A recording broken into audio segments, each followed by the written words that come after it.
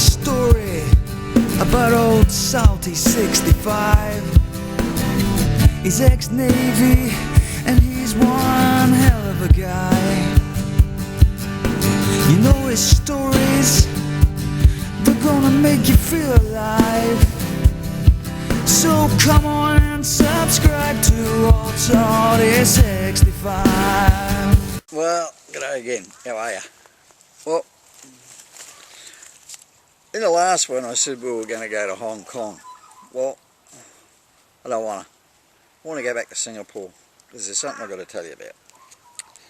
Now, anyone that was in the Navy back in the 50s, 60s and 70s, and probably maybe even into the early 80s, will remember a street called Boogie Street, or Boogie Street. That's what we pronounced it, Boogie Street.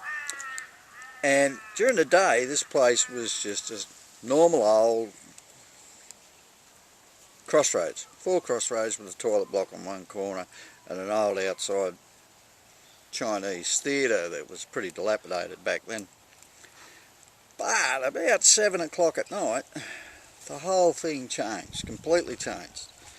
The tables and chairs came out into the middle of the streets, the food vendors came up either side, down each side, and up this way and that way, and their bars opened. And after you'd been doing your runs in the bars in Singapore City, everybody seemed to congregate in Boogie Street, and it was well renowned for the Kai Tais.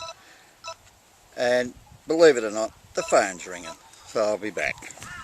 Sorry about that. Anyway. Well, look, yeah, Boogie Street. Now, there was these people we called Kai Tais, or Beanie Boys. Now, Beanie Boys is, I think, pretty well self-explanatory. And the reason you could tell the difference between a Beanie Boy and a real female was really the fact that they were better looking. And I mean, they were good looking sorts, these guys. Pardon the expression. And no, I'm not as camp as a Royal Boy Scout stance. But they were just part of that particular atmosphere. They were out for your dollar, as much as they could get, and they were out for the young sailors. And no, I never was tempted, never would be, never could be.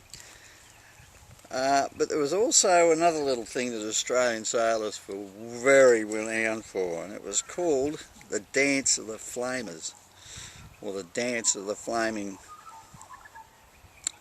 we'll call it buttholes.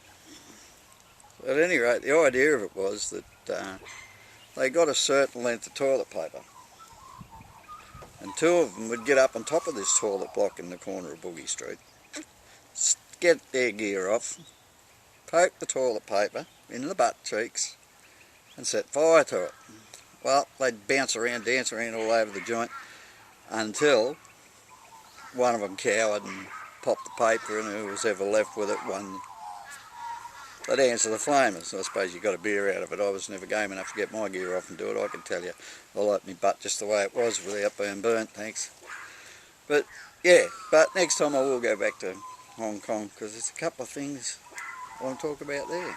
Yeah, well anyway, I actually found a little clip, and I'll put it down there so you can have a click and have a little read about Boogie Street. It's just basically what I've told you, but there is a picture. Well, what can I say? You'll see what I mean at any rate. Alright guys, I'll catch you next time. In honkers this time. Righto, bye.